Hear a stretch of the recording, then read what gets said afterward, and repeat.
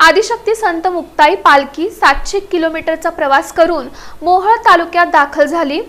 मौजे आष्टीत आगमन झाल्यानंतर जिल्हा प्रशासनाकडून उत्स्फूर्त स्वागत करण्यात आलं। आषाढी वारीसाठी निघालेली आदिशक्ती संत मुक्ताबाई पालखी आज सुमारे 700 किलोमीटरचा प्रवास करून मौजे आष्टी तालुका मोहोळ येथे पोहोचली आहे। जिल्हा प्रशासनाकडून पालखीचे आष्टी गावात आगमन होताच मोठ्या प्रमाणावर नोडल अधिकारी तथा जलसंधारण विभागाचे कार्यकारी अभियंता राहुल क्षीरसागर, जिल्हा कृषी अधीक्षक बावकर, पोलीस निरीक्षक जाधव, गटविकास अधिकारी विवेक जमदाडे, सरपंच व ग्रामस्थांनी आणि प्रशासनाच्या वतीने उत्स्फूर्त स्वागत करण्यात आले।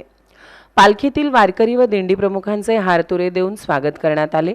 यावेळी प्रशासनाकडून पाणी, आरोग्य, स्वच्छता व निवाऱ्याची व्यवस्था करण्यात आली होती।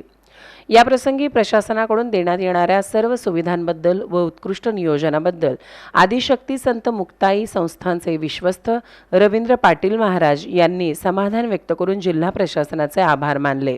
संपूर्ण प्रवासात प्रशासनाने प्रत्येक टप्प्यावर चांगल्या सुविधा दिल्या आहेत। वारकऱ्यांना कोणताही त्रास होऊ नये यासाठी अधिकारी कर्मचारी सतत तत्पर आहेत, असेही यावेळी पाटील महाराज म्हणाले।